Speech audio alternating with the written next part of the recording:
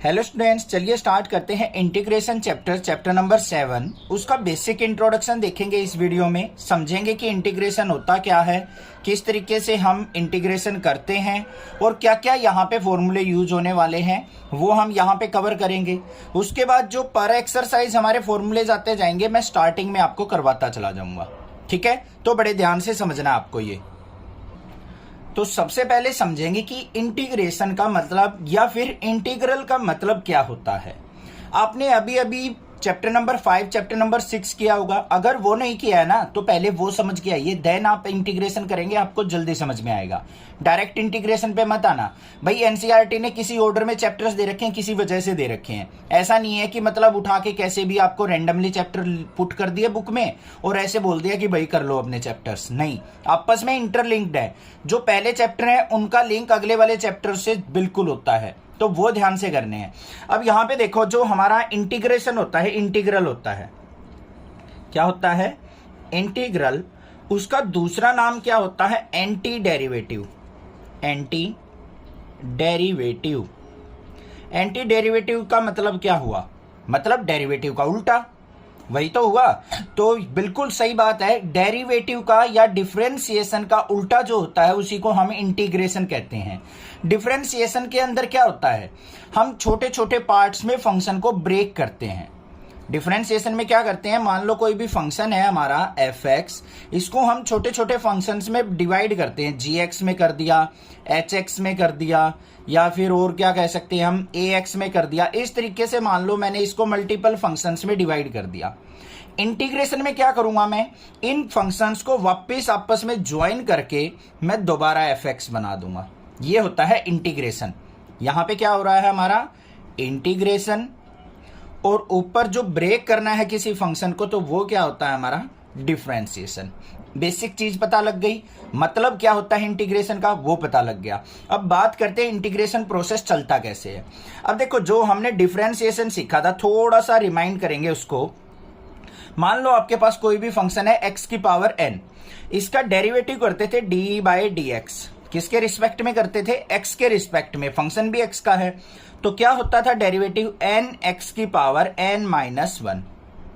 Power आगे आ जाती थी, फिर x की पावर 1 डिक्रीज हो जाती थी। वो होता था हमारा क्या? डिफरेंशिएशन ऑफ x की पावर n। अब अगर मैं इंटीग्रेशन की बात करूं तो यहां पे d/dx ना लिख के ये सिंबल यूज होगा हमारा इंटीग्रेशन का। ठीक है, फिर यहां पे कोई भी फंक्शन होगा हमारा x की पावर n, और फिर हमारा क्या होगा? जिसके रिस्पेक्ट में हमें इंटीग्रेशन करना है, dx। तो इसका मतलब क्या है? इंटीग्रेशन करना है हमें इस फंक्शन का विद रिस्पेक्ट टू x। ऐसे रीड किया जाता है। पहले साइन किसका? इंटीग्रेशन का। किसका इंटीग्रेशन करेंगे? x की पावर n का। किसके रिस्पेक्ट में करेंगे? x के रिस्पेक्ट में करेंगे। तो इसका फॉर्मूला जो होगा, बेसिक फॉर्मूला, वो होगा x की पावर n+1 अपॉन में n+1 और प्लस में c एक कांस्टेंट आ जाता है हमारा। यहाँ पे c क्या आ जाता है हमारा? एक कांस्टेंट टर्म हर एक इंटीग्रेशन में ऐड करनी जरूरी होती है। क्यों होती है उसका भी रीजन अभी समझा दूंगा मैं आपको। ठीक है, कोई भी चीज रटने के लिए नहीं बोलूंगा, सब कुछ समझा के दूंगा, आपके माइंड में सेट हो जाएगी। कंसेप्ट सेट होना चाहिए। देखो ध्यान से, मैंने अभी बताया है कि डिफरेंशिएशन का उल्टा इंटीग्रेशन होता है। एक छोटा सा एग्जांपल लेता हूं। मान लो मैंने x की पावर 5 का डिफरेंशिएशन कर दिया। भाई सॉरी, ये तो इंटीग्रेशन का साइन हो गया, इसको भी करेंगे। मान लो x की पावर 5 का मैंने क्या कर दिया? डिफरेंशिएशन d/dx ऑफ x की पावर 6 का करेंगे, x की पावर 6 का। तो यहां पे डिफरेंशिएशन करेंगे तो क्या होगा बच्चों? 6 आगे आ गया, x की पावर 6-1, मतलब क्या आ गया? 6x की पावर 5। यही तो होता है डिफरेंशिएशन। आ गया ना? अब मुझे अगर 6x की पावर 5 का इंटीग्रेशन करना हो तो वापिस x की पावर 6 आ जाना चाहिए, तभी तो एक दूसरे उल्टे माने जाएंगे। तो यहां पे 6 को बाहर रहने दो, यहां पे x की पावर 5 का क्या कर देंगे हम? इंटीग्रेशन। किसके रिस्पेक्ट में? x के रिस्पेक्ट में। तो क्या आ जाएगा? 6 बाहर इनटू में। इसका इंटीग्रेशन का फॉर्मूला x की पावर n+1 अपॉन में n+1, मतलब x की पावर 5+1 अपॉन में 5+1।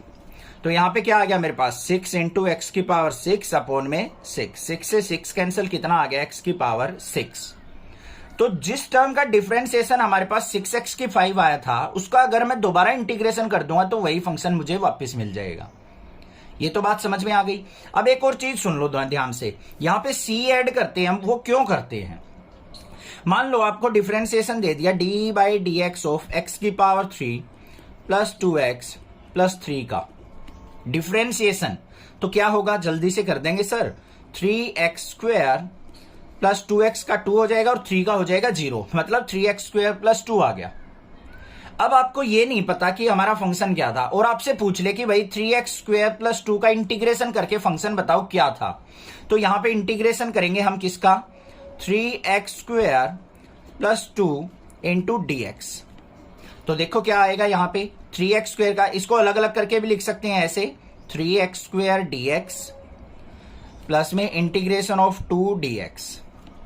देखो अब क्या होगा, यहां पे 3 एज इट इज, x की पावर में एक इंक्रीमेंट हो जाएगा, 2 की जगह 3 हो जाएगा, अपॉन में 3 प्लस में 2 इंटू यहां पे dx का इंटीग्रेशन होता है x, जैसे dx का 1 डिफरेंशिएशन होता था, इंटीग्रेशन dx का हो जाएगा x। 3 से 3 कैंसिल, तो हमारे पास क्या आया? x³ प्लस 2x आ गया या नहीं आ गया? बट ध्यान से देखो बच्चों, जो हमारा फंक्शन था x³ प्लस 2x प्लस में 3 था हमारे पास, यहां पे तो हमारे पास आया x³ प्लस 2x, हमें तो पता ही नहीं कांस्टेंट क्या था इसके साथ, तो इसीलिए हम क्या करते हैं यहां पे प्लस में c लगा देते हैं कि हमारे पास कोई भी कांस्टेंट वैल्यू यहां पे जरूर थी जिसका डिफरेंशिएशन 0 हो गया होगा। अगर ना हो हमारे पास ये टर्म, तो यहां पे c की वैल्यू 0 ले लेते हैं, बस जो भी कांस्टेंट वैल्यू थी उसको यहां पे पुट कर लेते हैं हम। इसका मतलब क्या हो गया, ये वापिस हमारी वही टर्म आ गई। समझ में आ गई बात? क्लियर है? इंटीग्रेशन के का थोड़ा सा माइंड में सेट हुआ होगा क्या चीज होती है। अब कुछ फॉर्मूले जो हैं हमारे एनसीईआरटी बुक में भी दे रखे हैं, उनको मैं एक बार थोड़ा सा बता देता हूं आपको। फॉर्मूले देखो, नंबर वाइज देखेंगे यहाँ पे। सबसे पहले x की पावर n dx, अब तो पता चल गया होगा ये सिंबल इंटीग्रेशन का, इसका हम इंटीग्रेशन कर रहे हैं विद रिस्पेक्ट टू x, तो क्या हो जाएगा? x की पावर n+1 अपॉन में n+1 और प्लस में c लगाना बिल्कुल नहीं भूलना है। ठीक है, समझ में आ गई बात? मैं अगर किसी क्वेश्चन में भूल भी जाऊं तो ये मत करना सर c लगाना भूल गए, छोटी सी मिस्टेक होगी। भाई हो जाती है, मैं भी आदमी हूं यार, मैं कोई भगवान थोड़ी ना हूं, मिस्टेक सबसे होती है। कई बार मेरा भी ध्यान इधर उधर गया हुआ होता है, कई बार 7 6 जा 42 लिखने के बजाय मैं 22 लिख जाता हूँ एक आध क्वेश्चन में, वो थोड़ा बहुत ध्यान कर लिया करो यार, कई बार माइंड इधर उधर रहता है तो इस वजह से हो जाता है। ये हो गया हमारे पास। उसके बाद अगर मैं डी की पावर dx का इंटीग्रेशन देखूं तो वो क्या होगा हमारा पास? x प्लस सी। उसके बाद अगर मैं देखूं यहाँ पे साइन एक्स कोस एक्स के, उनके डिफरेंशिएशन देखे थे हमने, साइन एक्स का इंटीग्रेशन देखेंगे, यहाँ पे क्या होगा? माइनस का कोस एक्स प्लस सी, उल्टे होते हैं, cos x dx, cos x का इंटीग्रेशन देखो तो मैं क्या होगा? साइन एक्स प्लस सी। पेयर में याद करना इसको। फिर उसके बाद क्या होते हैं हमारे? सीकेंट स्क्वायर एक्स का, सीकेंट स्क्वायर एक्स का देखते हैं क्या होता है? सीकेंट स्क्वायर एक्स dx, इसका इंटीग्रेशन होता है tan x प्लस सी, क्योंकि tan x का डिफरेंशिएशन सीकेंट स्क्वायर एक्स होता था, तो सीकेंट स्क्वायर एक्स का वापस tan x हो जाएगा। आसान है, याद हो जाएंगे। फिर कोसिकेंट स्क्वायर एक्स का देख लो, कोसिकेंट स्क्वायर एक्स किसका डिफरेंशिएशन होता था? माइनस के कोट एक्स का, बस। वैसे कोट एक्स का डिफरेंशिएशन क्या होता था? Minus cosecant square x, but cosecant square x का देखेंगे तो माइनस इसके साथ आ जाएगा, ये बात हो गई। उसके बाद हमारा क्या होता था? सीकेंट एक्स tan x, ये किसका डिफरेंशिएशन होता था? सीकेंट एक्स का, तो इंटीग्रेशन इसका हो जाएगा सीकेंट एक्स प्लस सी। उसके बाद एक और होता था हमारा cosecant x into cot x, ये किसका डिफरेंशिएशन था? हमारा कोसिकेंट एक्स का, बट यहां माइनस होता था तो माइनस को इस तरफ ले लेंगे, कोसिकेंट एक्स प्लस सी, ये आ गए। अब हमारे कुछ इनवर्स फंक्शन की फॉर्म में होते थे, dx by 1/√1 minus x square. इसके दो फॉर्मूले होंगे हमारे पास, एक तो होगा हमारे पास sine inverse x plus c, या फिर इसको हम कह सकते हैं माइनस का कोस इनवर्स एक्स प्लस सी। क्वेश्चन के अकॉर्डिंग देखेंगे हमें इसका कन्वर्जन इसमें चाहिए या इसमें चाहिए, तो वही लेके चलेंगे हम क्वेश्चन में। ठीक है, घबराना नहीं है, कहीं ये सोचो सर इसका हम ये ले या ये ले क्वेश्चन में, तो वो क्वेश्चन के अकॉर्डिंग चेंज हो जाएगा। साइन इनवर्स की रिक्वायरमेंट है या कोस इनवर्स की, तो वही ले सकते हैं हम।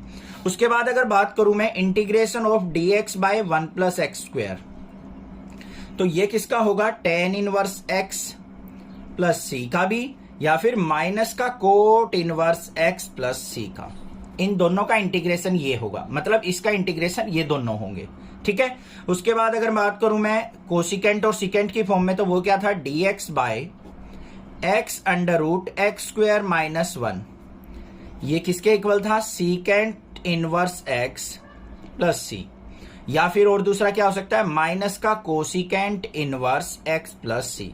ये नेगेटिव जो होते हैं ना हमारे, वो सी वाली फैमिली वाले होते हैं। देखो कोट हो गया, कोसिकेंट हो गया, कोस हो गया, तीनों में सी आ रहा है, ये तीनों नेगेटिव होते हैं। बाकी तीन साइन, टेन, सीकेंट ये पॉजिटिव होते हैं। ये याद रखना, इस तरीके से याद रह जाएंगे अब आपको। ठीक है, अब आ गया इंटीग्रेशन ऑफ e की पावर x।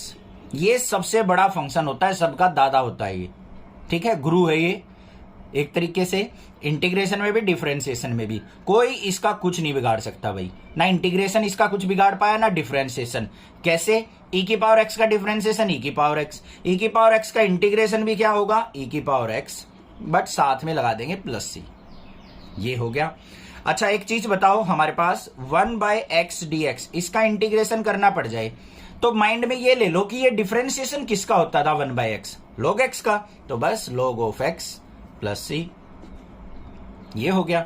अच्छा एक और नई टर्म है यहाँ पे, a की पावर x dx। अगर a की पावर x dx का इंटीग्रेशन करना पड़ जाए तो क्या हो जाएगा, a की power x log of a plus C. ये हमारे बेसिक से फॉर्मूले थे जो हमें याद करने पड़ेंगे थोड़ी सी मेहनत करके।